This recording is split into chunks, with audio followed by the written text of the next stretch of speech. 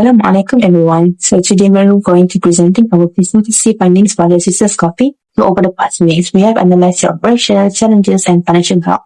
So we will share our key insights, our financial evaluation and recommendation to support their sustainable growth. And so I'm going to talk about business overview. So the Sisters Coffee is a beverage business founded in 2023 by two IIUM graduates, Ms. Nur Amanina Wahida and Ms. Nur Zuhadzila, when they were still students with an initial capital of 1,200. The business started from their student room, selling drinks to friends and course mates. Over time, through online promotion and participation in student events, the brand gained greater recognition among IIUM students. As demand increased, the business expanded to a permanent stall on campus. After initially operating at Cafe Mariam, they later relocated to Cafe Rukaya, which is their current operating location. The Sisters Coffee offer various drink series including coffee, non-coffee, sparkling and matcha. So the matcha series has become the most popular and contributes to higher daily sales.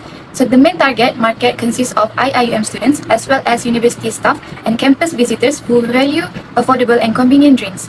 On average, the business sells 15 to 20 cups per day and up to 100 cups during peak periods, supported by 6 student workers operating from 12 p.m. to 9 p.m. Next, I will explain the main issues faced by the Sisters Coffee. So first, the business has limited experience as the owners are newly graduated and are still learning on how to manage operations, suppliers and external parties. So second, the business experienced unstable revenue and demand. Sales change a lot between normal weekdays, campus event and semester breaks, which affect cash flow. Another issue is limited capital. The business is fully self-funded, so it has less ability to cover losses or expand the business. There are also human resource challenges as the business depends on part-time student workers whose availability is not always consistent. Lastly, the business has limited marketing reach because promotion mainly relies on campus presence and word of mouth, which limit customer growth beyond IIUM. Now, let's look at the critical aspects of the Sisters Coffee, starting with their internal strengths. First, the Sisters Coffee enjoyed strong market acceptance and established demand among IIUM students. The business is also highly adaptable, maintaining sales even when changing locations. This creates a consistent customer base and a reliable income stream for daily operations. On the other hand, the Sisters Coffee face a few challenges. They are sensitive to supply reliability and daily cash flow fluctuation. Additionally, their operating capacity is limited by their small scale and they are heavily dependent on campus foot traffic for sales performance. Understanding these factors allows the Sisters Coffee to leverage its strength while addressing operational risks. So now let's take a look at the cost of capital for the Sisters Coffee. So understanding this will help determine if the owner's investment is worthwhile. So first is cost of debt. The business currently operates with zero debt, meaning like there are no loans or borrowings and no interest expenses. Since they are still a small business, banks often see this as a high risk, making it hard for the business to borrow from the bank. That's why the cost of debt is 0%. Now, for the cost of equity, the only source of funding is equity that comes from the owner's own money. So to calculate this, we use the opportunity cost approach, meaning that what could the owners earn if they invested their money elsewhere instead of in their business? So that's why we take ASB as our benchmark, as they are a low-risk fund. Historically, ASB has returned about 5.5% per year, making the cost of equity for the Sisters Coffee is 5.5%. So this is the minimum return that business should earn to make their business worthwhile while staying in the business. I will explain weighted average cost of capital, WACC. So to understand how we value the Sister Cafe, we first need to determine our minimum return required to justify this business existence. So basically, WACC is a blend of the cost of debt and the cost of equity. However, the Sister Cafe is unique because it has a zero debt structure. So the business was funded entirely by the partners' initial capital of RM 1,200 with no bank loans involved. So because of there is no debt, our WCC simply equals to our cost of equity. So how we get our cost of equity? We look at the opportunity cost. If the partners didn't start this business, they would likely to invest their money in the Amanah Saham Bumi Putra, ASB, which historically returns about 5.5%. So we set our WCC at 5.5%. So this means that the business must generate a return higher than 5.5% to create a value. So next, we move on to business valuation method. So first, we understand the business by analyzing the nature of the business, its product, target customer, and operating environment. For the Sister Coffee, the business operates within the IIUM campus, depends mainly on the student demand, use cash-based sales, and relies on part-time workers. This factor affect revenue stability and business risk. So next, we forecast cash flow because the value of a business depends on how much cash it can generate in the future. So the cash flow are projected over 5 years based on past performance and reasonable assumption. So then we determine the discount rate which reflect business risk and the minimum return expected by the investors. Since there is no debt, WACC is equal to the cost of equity. After that, we apply the valuation method by converting future cash flows into present value using the appropriate valuation approach. Finally, we interpret the results to assess whether the business is financially viable and sustainable. Next, to value the sister's coffee, we consider 3 standard methods. First is the asset-based method, focus on net assets and its value for liquidation or asset-heavy firms, but our business value comes from the operations and not equipment. Next, the market business method was impractical due to a lack of comparable campus cafe sales data, making it unreliable. So that's why we choose income-based method, specifically the discounted cash flow DCF model. This approach fits best because the business has stable operations, predictable cash flows, and identifiable revenue and cost streams, allowing us to realistically project and discount future earnings. So by applying this DCF with our calculated WACC, we could determine a fair forward-looking value based on the business true earning potential. So moving on to key assumptions on free cash flow. So for revenue, the projections are based on the current operating performance of the business and assumes it's continuous as a going concern over the 5-year period. On a normal day, the business sells about 10 cups of drink at 30 ringgit per cup, generating annual revenue of 47,450.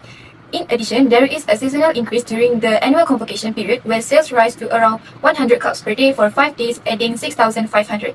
This results in total annual revenue of 53,950, which is assumed to grow steadily at 3% per year with no changes in pricing or product rate. In terms of cost, staff cost is the largest expense at 1,620 ringgit per month, followed by a fixed rental of 500 per month. All equipment purchase is low value and is expensed in the base year, so no depreciation is recognized. From the following years, a small maintenance provision of 200 per year is included.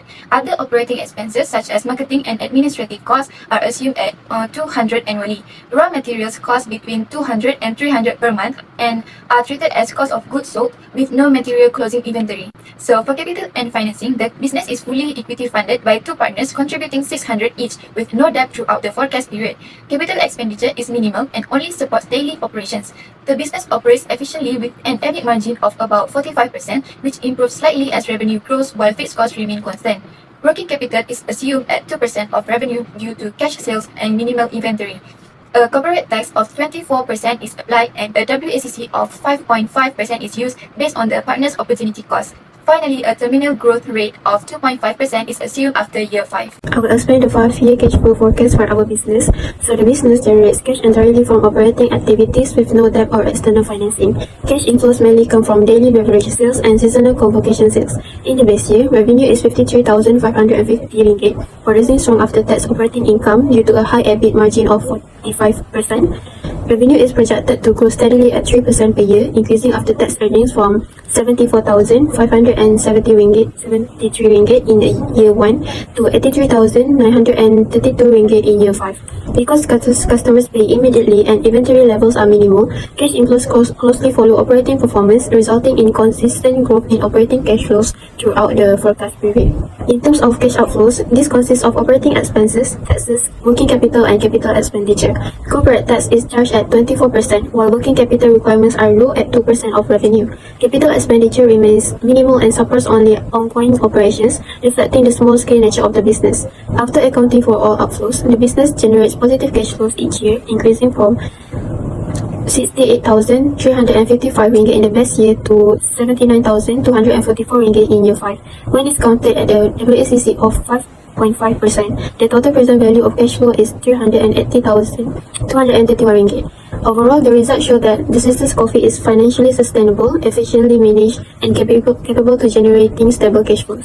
So moving on to the business valuation computation.